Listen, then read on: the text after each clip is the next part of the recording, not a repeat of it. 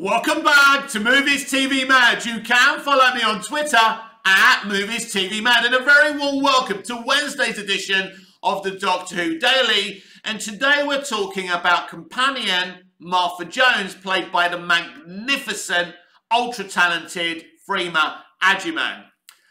I think that Martha is probably the most bravest companion out of all of the revival companions. I think she was the most likeable companion out of all the revival companions. But why? I think it's important that when Freema first started on Doctor Who, she was very raw. She hadn't done a lot of work. She was hugely nervous before she first started shooting the show. And I think that just really helped in the likability of the character. The character lacks arrogance of any sort because of the way RTD wrote her and the way Freema plays the role. So she's a very likeable person. I did find Rose in season 2 a lot more arrogant and nauseating, and Clara at times could be the same, although I really did enjoy Clara Oswald. But ultimately, Freema Agyeman's Martha Jones is a trainee doctor. She's got every reason to be arrogant. She's, in a lot of ways, more of the Doctor's equal intellectually than Rose or Clara or even Donna. You know, I wouldn't go as far as to say, you know, that those other women are learned, intelligent women. But maybe in life, maybe in kind of, you know, they live around kind of working class environment, and you could say, yeah, the school of life, you know, Donna, Clara, and especially Rose, you know, are more kind of street smart than Martha Jones is. But Martha Jones is a very intelligent companion, and certainly I wouldn't say the Doctor's equal intellectually, but as close to any other of the revival companions. So I did find Martha Jones, because I'm rewatching that era of Doctor Who right now, and I did find Martha Jones very likeable. But I think there's no way you can contest that she's the bravest of the revival companions, considering she walked the earth spreading the word of the Doctor, literally coming up against the Master. So, I mean, what's braver than that? And it's funny that the Master tries to mock her and says, "Oh, Doctor, you had companions who looked into the heart of the TARDIS."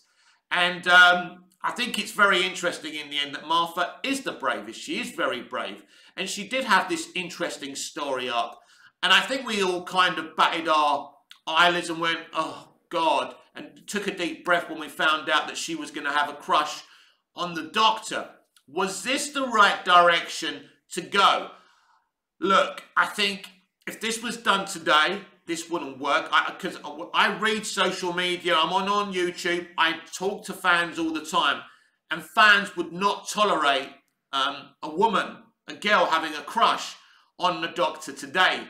It simply wouldn't work. But don't forget, this was back in 2007, so the mentality was very different. So a companion having a crush on the Doctor was perfectly fine in 2007.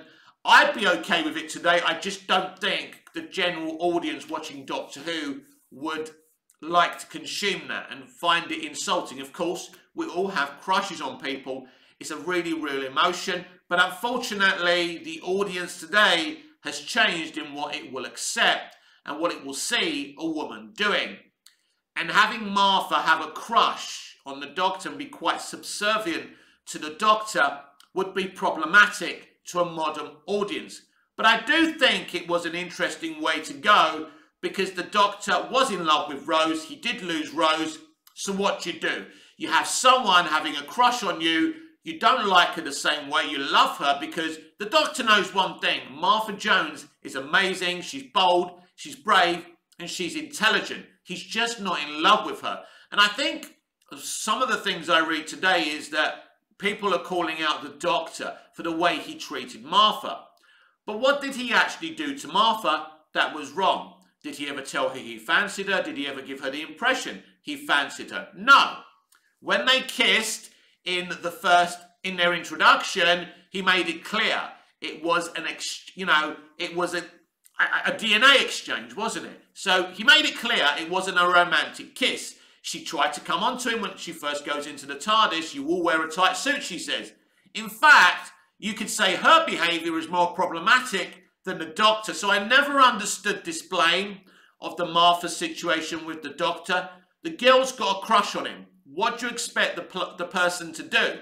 You know, believe it or not, it's hard to believe. I've had people have crushes on me before. And it's very awkward for the person who the crush is, you know, where the affections are being displayed towards. Because when you don't feel the same way, you know, if you tell that person, look, I'm not interested, you're going to break their heart. Now, ultimately, you're doing them the biggest favour of their life. But it's very difficult to break someone like that because you will break them. Rejection is very difficult because I've also had crushes on people before. I remember one incident when I used to work at Toy Stack, and I made a horrible decision after being drunk and being egged on by a not a very nice person, because he wanted to laugh at my expense. So while I was drunk, he egged me on, and I told her that I loved her. Next day, coming to work, she was telling everyone that she wouldn't touch me with a barge pole, charming right, and obviously things became a little bit uncomfortable in the shop environment. Yeah, never fall for people that you work with. The worst thing you can ever do, but no one's going to listen to that advice. So I think the Doctor didn't actually handle this situation badly. It's just such a difficult situation to handle. But when we look back, the Doctor never ever gives Martha the impression that he's interested in her or they're ever going to have a relationship. For crying out loud, he falls in love, as you know, John Smith with Nurse Redfern in that brilliant two-parter. So what part of him giving her the wrong impression is that? He even asks her to come with him. He asks Nurse Redfern to come with him. What kind of message would that give to you if you had a crush on him? Jesus Christ, he did actually love Rose, and he, you know, what does the Doctor do? He ends up falling in love with Madame de Pompadour. So, I mean, look, none of it makes sense. I mean, are we saying the Doctor's not a very nice bloke, or at least the 10th Doctor is kind of falling for one and then falling for another, while the other one he's meant to be in love with is travelling with him? Oh, and by the way, he's allowing Rose's boyfriend at the time to travel with them as well. So this reminds me, actually, when I was dating my first girlfriend and her mum was having an affair and inviting her lover to have Sunday roast with her husband, and the rest of the family. That is a true story. And so that's what that reminds me of. So I don't think that actually in context of Martha, the Doctor did anything wrong. But it is a story of someone who has a crush on someone who doesn't feel the same way. And Martha does something that people should do with this situation that never do. And Russell writes it perfectly with Martha's speech after the last of the Time Lords. At the end of that episode, she talks about her friend and how she never got out. And Martha goes, "This is me getting out. This is the wisest decision she's ever made." Because it's not just about the crush itself. The Doctor is a wonderful, fun person to be around. But the Doctor is also very, very dangerous. And RTD has tried in writing Doctor Who to explain that. Yes, once you meet the Doctor, you're going to have one hell of a story to tell. But also, you could end up, you know, psychologically damaged, wounded, trapped on another world, or worst of all, dead. That's not the Doctor's fault. And, you know, I think this is something that Elton talks about in an episode of Doctor Who Season 2. And I think that episode where we don't see much of the Doctor, you know, the Doctor's great and everything, but the Doctor's also very, very dangerous. So, yeah, I don't think the Doctor's to blame for Martha's crush and the way he handled it. I don't know how else, without being really cruel, he could have handled it.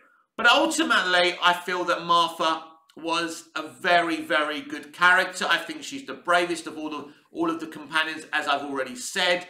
And yeah, it was great to see her back at times, I think. But I do think it's interesting because Freema and Martha Jones, both of them, both actor and character, had a very hard gig to do. They had to come in and replace Rose. And that's the thing. She did have to come in and replace Rose, a really popular companion, because Billy was the first revival companion and she was successful and people loved her. I loved her. Everyone loved her. And it's a bit like getting a new doctor. When you get a new companion, you have to get used to them and they have to work. And I think you have to congratulate Freema Agyeman, Russell T Davies, but most importantly of all, the character of Martha Jones for replacing Rose Tyler so successfully. This has been the Doctor Who Daily here on Movies TV Mad with me, Mick, your host with the most. Just ask your girlfriends and your wives. Please like, share, comment, subscribe, hit the notification bell so you never miss this beautiful perfection. And I'll see you again in the next video. Until I see you again, goodbye, au revoir, auf Wiedersehen.